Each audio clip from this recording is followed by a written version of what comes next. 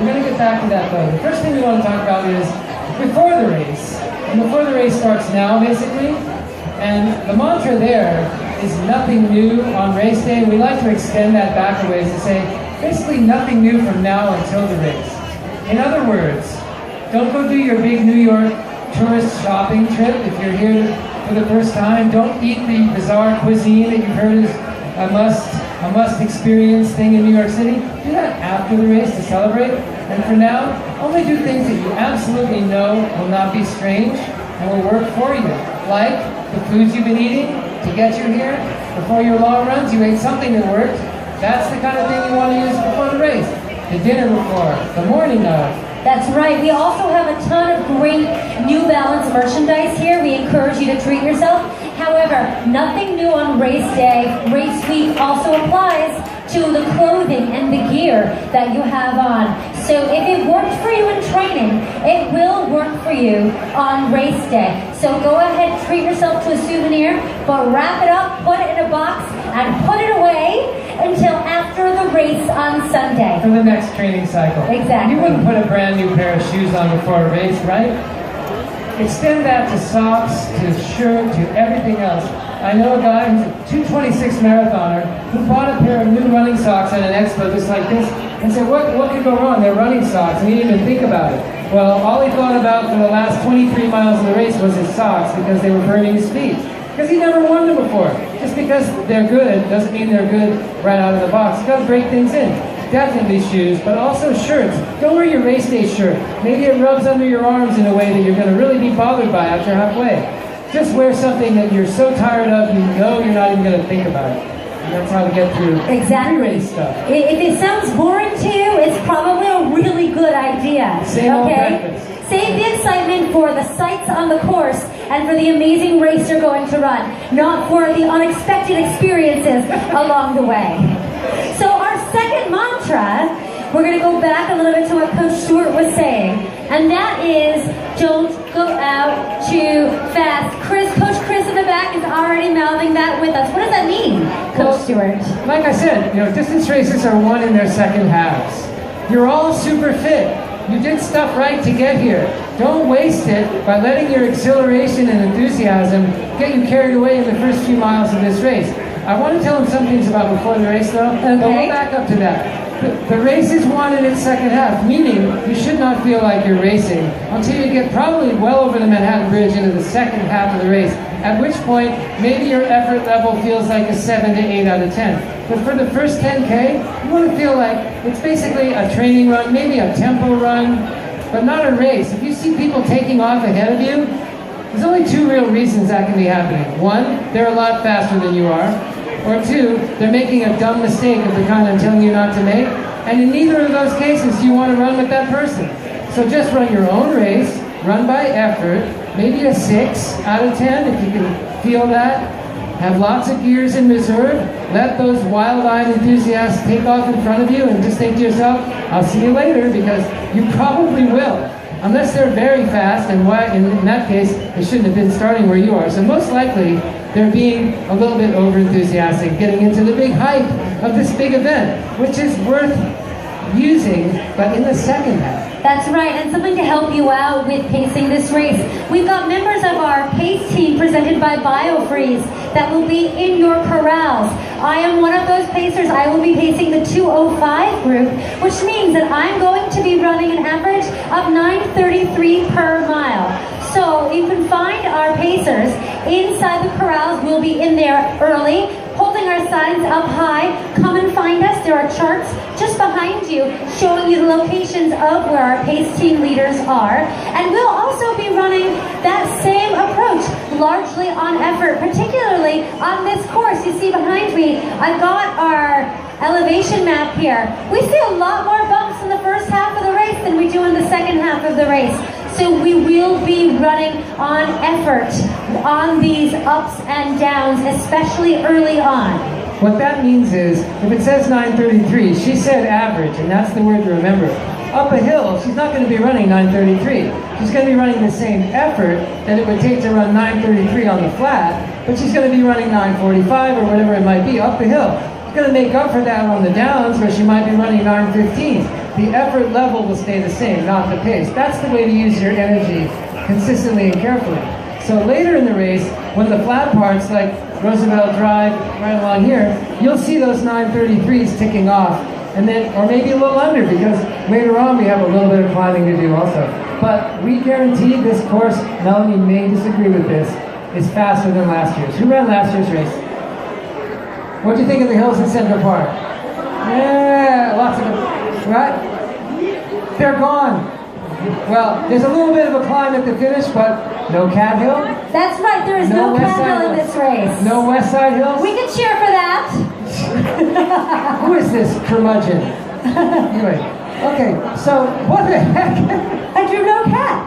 All right. So our third mantra that we like to remind our runners is to avoid the race before the race. You've already got a race. Yeah, no exactly. race to get there. Now, first of all, who here in our audience is running in wave 2? Can I see a show of hands, please? Excellent. Okay, we've got an extra special job for you on race morning. You're going to see right up here, these are the full corrals to the left of wave 1. You see, this is all wave 1. What happens is when wave 2 takes their place, A will be lining up where E once was. What's going to happen is those signs are going to change, kind of like on Wheel of Fortune, where they spin them around and you see a vowel. That's what's going to happen. That E is going to become an A. So if you're in wave 2, please go towards where the center of wave 1 would be so that you can enter the corral at the right time. This is only applying to wave 2. Everyone else will be very, very clear. We don't think it's that confusing even for wave 2, but we do want to make you aware. You'll be lining up, not at that A up there, but at that A over there, which will become an A after having been an E for wave 1. After that, waves 3, 4, and 5 are all going to be just like wave 2, and they'll only have one place to think about. So no problems for anybody else. Exactly. And none for wave 2 either. You already got it. So also in terms of avoiding the race before the race, we do have some recommended travel for everybody.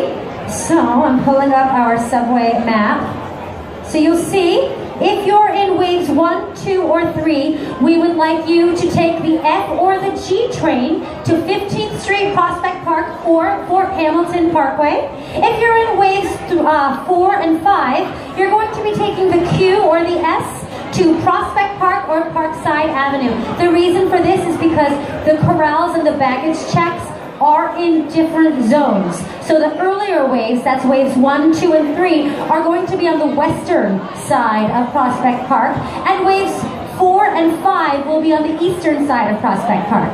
That may sound confusing, but you'll actually appreciate the difference between last year's start area, which is all crammed into Flatbush Avenue on a straight line, to this year's, which is a real start village in the interior of Prospect Park. It'll give you lots more room to walk around and lots more places to go to Porta Johns and to drop your bags. It will not be as crowded as it was last year. So it's an improvement.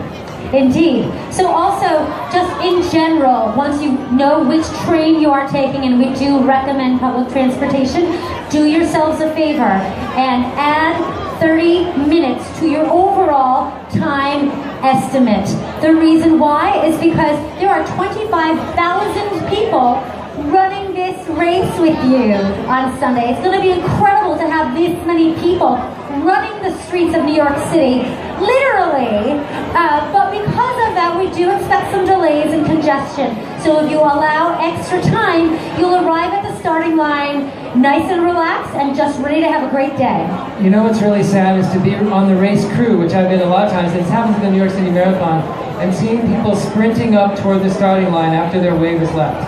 And it is no fun to get there late and have that tension and energy gone, and plus the delay of not being where you should be before the race actually starts. And seeing these hopeless, desperate people, they didn't put enough time into the budget, and something went wrong and it was too much and they missed their start time. So please don't do that. Although, if you miss one wave start, you can start with a later wave. Absolutely, you can. Also, just keep in mind that it is going to be chilly on Sunday morning. Right now, the forecast is looking really good for the race, but as we know, great running weather isn't necessarily the most pleasant standing around in waiting weather. So feel free to please wear a layer over what you plan to run, and we are partnered with Goodwill. So if you take off these layers, you can discard them in your corrals, and those items of clothing will be donated to charity. Just do make sure that your race bib is pinned to your clothes on the layer you plan to finish the race in. Please do not donate your race bib to charity. What Melanie means is take some throwaway clothes, something you got at Goodwill in the first place or that you'll never wear again, that you found in the back of your closet. Or maybe something like if you run a marathon and you kept the Mylar blanket. I take those to the starts of races and recycle them. Something that you can throw away and not care about at the starting line. And you might also consider, because it looks like it's going to be mid-30s at the start, depending on what wave you're in, 34 in the morning, getting warmer as we go, and in the race itself later on, you're going to be in the 40s. You might want to have some clothing that you take off during the race, or maybe that's adjustable. Something like arm warmers that you can push up, long sleeve shirt that you can modify, hat or gloves that you can take off that you might not mind throwing away. Things like that are good. You don't want a big flapping jacket that you're going to wear the whole race and don't want to get rid of, so you end up tying it around your waist or something. Probably not as ideal as thinking something, maybe a long sleeve old race shirt that you can throw away. That's exactly. a good policy. Absolutely. So what do you think, Coach Short? Are we ready to run this race? We're going to start this race now. We need to start this race. The virtual version of this race starts in the interior of Prospect Park on Center Drive. And here's the trick. The way we made Central Park a lot easier is by front-loading the hills in the race and putting them in the first few miles. Kind of like the New York City Marathon, if you've ever run that one, the Verrazano Bridge, first mile is the biggest, hardest hill in the race. Well, let's say biggest, steepest, longest, but not hardest, because you don't even feel it because the gun just went off. This one's the same way now. We have Battle Pass Hill in Prospect Park. It's about a 1K to a 1 mile long hill, depending on where you start. It kind of ramps up as it goes. It's not an easy hill, but in the first mile of any long race, first of all, you shouldn't be pushing yourself. Second, you've got all the energy in the world to burn, so you're not going to feel that hill very much. Also, if people are in big masses that they want to kind of work their way through, don't do that. The more advisable thing is let yourself fall a little bit behind the ideal pace you want. It'll make itself up later easily with all the long, open stretches you're going to have in front of you. Just cruise out, run Battle Pass Hill at a gentle effort. Don't worry about it if you're being held back by crowds, not a big deal. But it is a substantial climb. It's 1K to 1 mile, depending on where you started. When you get to Grand Army Plaza again, you'll see that big archway again. You're at the top of the hill. And then you go out of Prospect Park again. You've got one more hill in the second mile. It's Flatbush Avenue, on which you do an out and back. And that's kind of fun because you see everybody that you know, everyone in the known running world, will be coming back toward you, either ahead of you, or then when you make the turn, you'll see the people behind you. You ready, Coach Stewart? We can do this. Here we go. Woo! And then again. That's my favorite part of any race that does that. I think it knocks you back like a half a second. I wouldn't do that. I don't know, it's okay, because you make it up again. Actually, you get to make it up later on, because once you exit the Grand Army Plaza area, check out what you've got coming up next.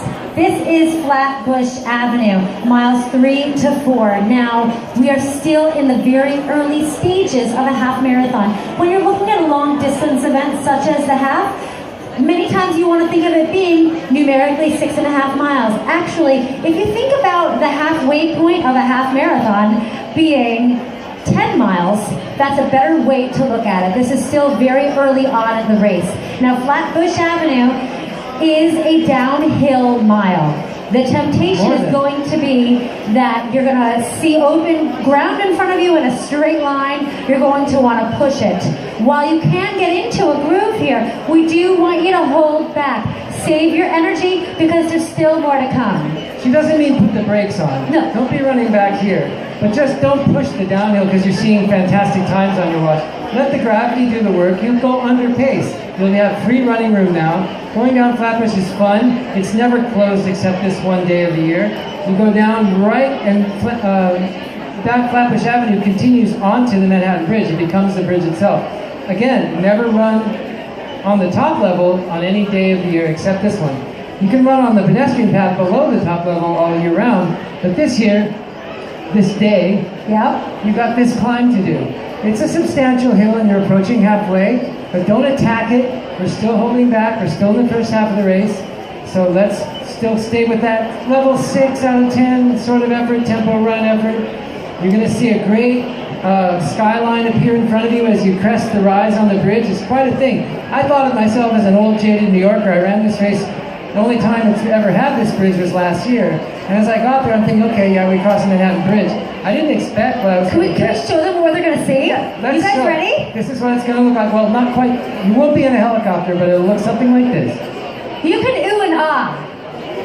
Ooh. Ah, check that out, everybody.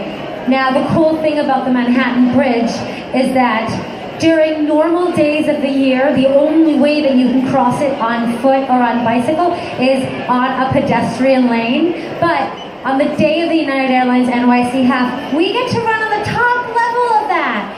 How cool is that? It's cool. It's really cool. It's fairly cool. So just one thing that you want to keep in mind if you're a New Yorker and if you have run the Manhattan Bridge before is that typically you take a set of stairs and a little ramp to get to the pedestrian path. Because you're going to be accessing it from Flatbush Avenue, there is a little bit more of a climb than you might be accustomed to on a normal day. Just breathe, just relax. Yeah, well, come on, you don't have to Enjoy run the these views. stairs. It's better. Well, I think so too, but it could be a surprise. Relax, focus on that effort, take in those views because they are incredible. Can we go back to the elevation chart? Absolutely. So you're coming down the bridge. What goes up must come down. You've got a nice long downhill into Manhattan, borough number 2 of this 2-borough race. So now it's really the New York half, not just the Manhattan half anymore. When you come down here, you're at the 10K mark and you get one special aid station. You know you're going to get an aid station, we haven't said that, but every mile you're going to get water and Gatorade available.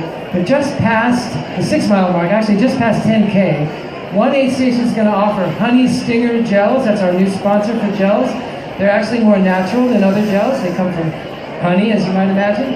And if you've trained with those, they're a great energy source. You can grab that extra energy. That's right. If you've not trained with them, what are we going to tell you? Nothing new on race day. That's right. Save it, put it in your pocket, save it for your next training run. Right, and some do have caffeine and some yes, do not. Yes, they do, some do. So you can get a caffeinated honey stinger gel or a non at about 6.4 miles. That's right. You're now in Manhattan. You're going to go through some parts of Chinatown briefly, not as much as last year and not as many turns. I think you take 2 lefts and a right onto Roosevelt Drive, which is another place that nobody ever runs, except this day of the year. FDR Drive, very flat. You're going to get in your pace groove now. You shall see the miles that she has on the sign. If your pacer has got a 9:33, now you'll see those times because it's a very flat, straight section. That's right. This is the part of the race where we're telling you it is good to settle into your groove. Get into your race pace. You will have just come down a nice downhill to the FDR Drive. Again, something that's very cool about the FDR Drive, if you're a New Yorker, and you've run the FDR before, you've probably been on the pathway by the water or the other cycling area, which is right next to the road, but you were on the road on race day. Now it does roll slightly. I'm not going to lie to you and tell you it's pancake flat. It's not. But gently rolling hills are nice. We like these things. They keep your form in check. They change up your musculature a little bit. These are a good thing. Get into your groove and enjoy it. Just around the 15K mark, you go up a little ramp. You see the United Nations building ahead of you. Now here's where the party starts. You're going to go up this ramp. It's a steep but short ramp. You're going to hang a sharp left. That spits you out onto 42nd Street, which is known as the Avenue of Dreams, and for good reason, right, Coach Stewart? Lots of, the dreams part and the avenue, really more of the dreams are the next turn we make, right? Oh, yeah. But first... 42nd Street has some of that, but what we see first, a bunch of New York landmarks. You go past Grand Central Terminal, you go almost to Bryant Park, just slightly south of you. You have just passed the UN, which you see as a landmark from a long way off. You can tell where that turn is from far away, the UN building. And on 42nd, gentle climb to about Grand Central Terminal, then flat to 7th Avenue, where now you're going to take a right and be in the real Avenue of Dreams, Broadway. Well, it's the Broadway zone. It's not the Broadway, actually, Avenue. It's 7th Avenue. You're going to go right through the theater district, the big marquees. You are the star of the show. Nobody's on the road except runners. We own the city. It's quite an experience. It is a big deal. It is a big deal. I always think, I'm just running a race, but you see a video screen, giant video screen on the side of the road showing you running the race, and next to you, this is going to be an interesting, great part of this race, next to us on the road as we run north on 7th Avenue is our Rising New York Roadrunners kids races. They're 1,200 meters long, so that gives them just enough distance that they think they can beat us.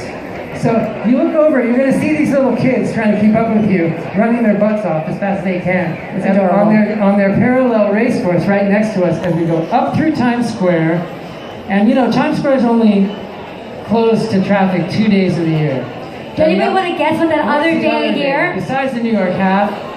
Anyone want to guess the other day of the year that Times Square is closed to traffic? It's New Year's. That's right. And those corrals aren't as fun as our corrals. Does anyone, they never open those corrals. That's true, they don't open. The race never starts. They just stand crammed next to each other for the entire experience, right? Anyway, this one's better. So right through Times Square, you're going to get up to Central Park. You meet that at Central Park, 7th Avenue, and 59th Street. And you take that. We did this morning. Who's here from this morning? We rehearsed the end of the race today in one of our workouts that I coach and Melanie coaches. Yeah. We got to Central Park South, take the right, and now you're on the course along the bottom of Central Park, still on the, actually with the way the marathon finishes, you're going against that way on 59th Street. You go down to your second Grand Army Plaza of the day. It's kind of weird. There's one in Brooklyn, there's one in Manhattan, where the Plaza Hotel is, southeast corner of Central Park, and then you enter the park. Much less distance there than last year, like we were saying. What's it like? So I want to go back 1 second and just give you all a heads up. Times Square is incredible. You're going to enjoy it. You will start a gentle climb in Times Square. Because these are the later miles in the race, we're going to tell you to stay with your beat. However, one thing that I do want to let you know is that GPS watches in Times Square tend to go a little haywire, right? If you're not from New York City, welcome to urban running. It's just part of the beast of being here because of the tall buildings. Do not expect your GPS to tell you the truth when you're in Times Square, which is why it's a really good idea to stay honed in on your effort from the early points of the race so that you know you're on track, that you're not falling behind, that you're staying on plan of where you want to be. There is an uphill the way the marathon comes out of the park. And this is, like Melanie said, the part where we're racing. If you're racing this for time, here's where you start chasing the people. Don't care what they do up to mile 10. But if you see people ahead of you that you've been seeing for a while along the course, now's the time to try to pick them off. Yep. Or if someone comes up on you at this point, maybe now's the time you try to hold them off. Maybe you start working with somebody. What are you shooting for? I want to break 2. All right, me too, let's go. You can work with people, you can race people, however you want to look at it. I always think of a race as something that a whole lot of people can do together that they couldn't do individually. I think if you put the leader of this race on the course and said go, they would not run near as fast as they would having all those very like-minded competitors around them. And same with the whole group. We all help each other in this race. It's synergistic. So 10-mile mark, the race begins. As far as really going out on a limb a little bit, seeing what you're capable of. Maybe you think about all those hard workouts you did through the freezing cold and snow. And now you're in Central Park with about 1.5 miles to go.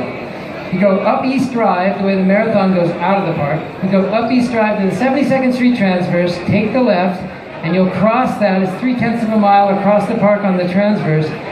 We do have a little hill at the end, unfortunately, You got it? Right there is a 1/4 mile uphill. It starts on the transverse, it veers left, it continues to the finish line, which is that tavern on the green, coming from the other side of West Drive than the marathon does, but it's finishing very close to the same spot, right before the Tavern on the Green restaurant, with a 1/4 mile climb to your finish line. You've done hills in training, right? Should not affect you. Besides, you'd be going as hard as you could anyway at this point, so if it's up a hill, on the flat, whatever, same feeling. Right? That's right. So absolutely be finishers of the first time anyone's ever run this course. So it's a course record for all of you. You finish the race. That's right. So you finish the race, right? You're done. You get your medal. You get your heat sheet. You're going to finish with your arms up in the air like this. Can we all practice that right now? Ready? Oh yeah. There we go. Because you know what? Nobody wants their finish line photos looking like this. We've got your time for I have you. a bunch of those. We've got your official time. Do not worry about that. Look up, because you know what? Instagram is forever. So make sure that you look up and smile. You get your medal, you get your heat sheet, you get your recovery bag.